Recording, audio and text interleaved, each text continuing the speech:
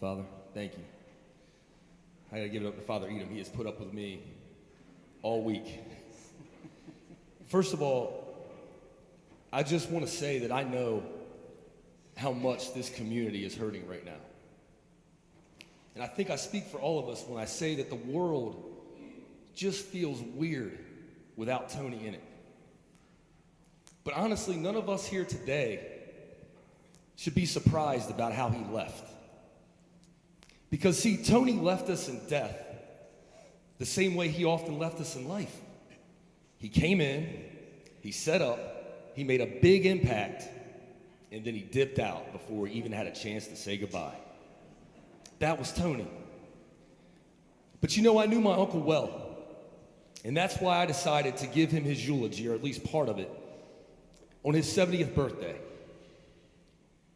And on that night, the last words I spoke to him were a quote from The Wizard of Oz. And the quote comes from the very end of the movie when the wizard's about to give the Tin Man his heart.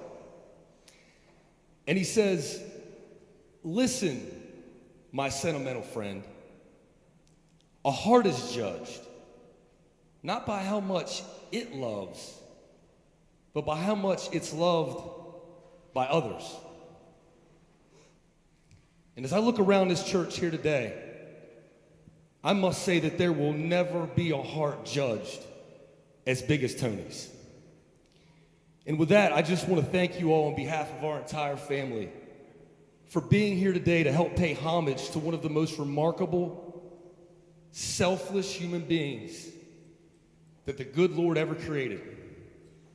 A man that the world knew as Tony Triglia, but a man that our family knew simply as Uncle Nino. Now, there's a reason that I chose that quote. Because see, Tony always reminded me of the Wizard of Oz.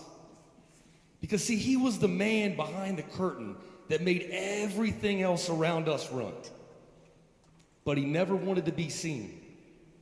In fact, he often disappeared in a cloud of smoke before we ever had a chance to thank him. And that's because, see, Tony didn't do things for thanks or for recognition or for credit. In fact, he often gave the credit to other people. Tony just did things out of the goodness of his heart. The only thing he wanted to do was help people, and the only thing he wanted in return was to make us happy. And he didn't do it with a lot of money. He did it with little things like dropping off a pan of shrimp scampi or a box of donuts. I see Chris Riley over here salivating over the shrimp scampi, by the way. And speaking of donuts, Tony dropped off a lot of donuts. Now look, I'm no financial advisor, but if any of y'all out there right now are holding stock in Krispy Kreme, now might be a good time to sell. I'm just saying. But you know, I often hear people talk about random acts of kindness. I hear this all the time. Random acts of kindness. Well, let me tell you something. Tony Triglia was the king of random acts of kindness. And he did it all behind the curtain. Now, beyond that, Tony reminded me of the wizard in another way. Because see, like the wizard, Tony was a magician. And he had a knack for making even the most simple things appear larger than life. Seriously, Tony could take a little venue in a small little town like Delmar or Kansas, and he could turn it into just the most elaborate setting. Seriously, when you walked into a Tony Triglia catered function and you opened that door, come on, it was like walking into the Emerald City. And the crazy part about it is Tony did it all with just like the random things laying around at his disposal. You know, I've often said that if MacGyver had been an interior decorator, his name would have been Tony Triglia. Straight up. And that's because Tony was a creator. And he created some of the most amazing things that any of us have ever seen. From the old Culver's Men's Shop window displays to all of the functions that he put on at the old Delmar Convention Center, all the way up until just a couple of years ago when he gave Margie Maloney a send-off fit for a queen. But you know, out of all the things that my uncle created in his life, the most special thing he ever created for me was memories. I'm serious. My Uncle Nino gave me some of the greatest memories of my life. And a lot of them stem from this time of the year. Because let me tell you, there was nothing like Christmas morning when Uncle Nino showed up with a big bag of toys. And I know that all my cousins know exactly what I'm talking about. Because let me tell you something, guys. Every other kid in the world had Santa Claus. But us Triglia kids, we had Santa Claus and Uncle Nino. We did. Now look, I could go on and on and on for days telling stories about my Uncle Tony. I'm sure we'll do that later. But I promised Michelle that I would keep this brief. And Tony would kill me if I didn't stick to the script. But I do want to share one story. So when I was a little boy, I started having questions about the church. And one day I went up to my mom and I said, Mom, I said, how come priests don't get married? She was like, well, son, priests do get married. They're married to God and they're married to the church. But a priest can't marry just one person because, see, God needs them to be accessible at all times so that they can help take care of everybody. And I said, oh, okay. I said, well, I guess that's why Uncle Nino never got married. And she's like, what do you mean? I said, well, I guess Uncle Nino never got married because God needed somebody to take care of all the priests.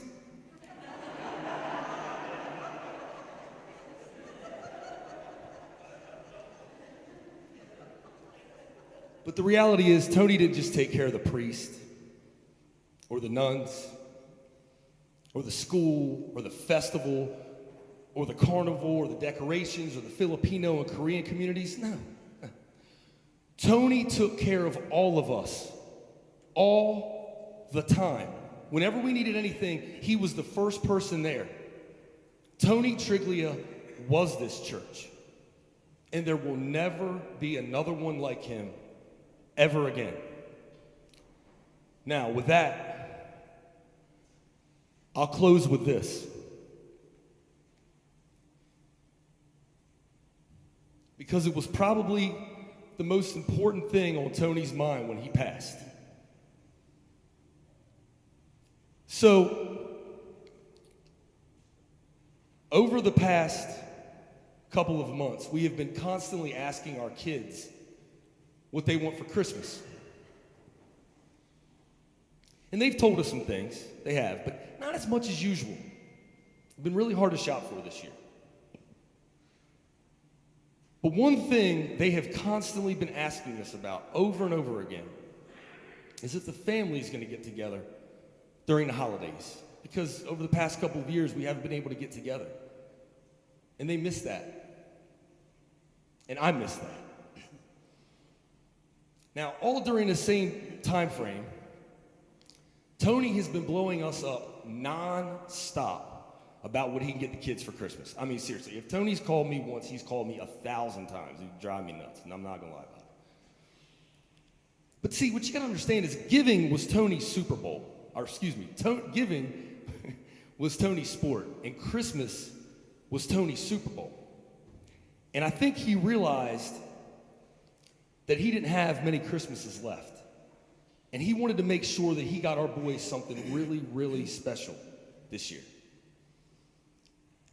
And he worried about it so much that when he was in ICU, laying there, and they were trying to get a response out of him, my mom leaned over and said, Tony, said, you gotta pull through this because those boys really need their Christmas presents. And the nurse looked over my mom, and she said he wiggled his toes. He responded to that. So there Tony was, laying there, in his last few hours, taking his last breaths. And the main thing on his mind was getting our boys something that they really, really wanted for Christmas. Well, Uncle Nino, I think it's safe to say that you don't have to worry about that anymore. Because by the looks of these pews right here, you got our boys the one thing that they wanted more than anything. You brought the family together during the holidays.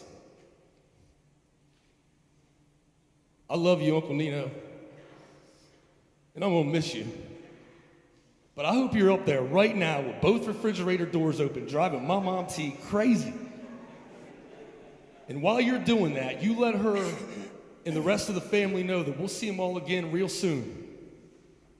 And when we do, and we walk through those gates, I have no doubt that heaven will be more beautiful than we could have ever imagined.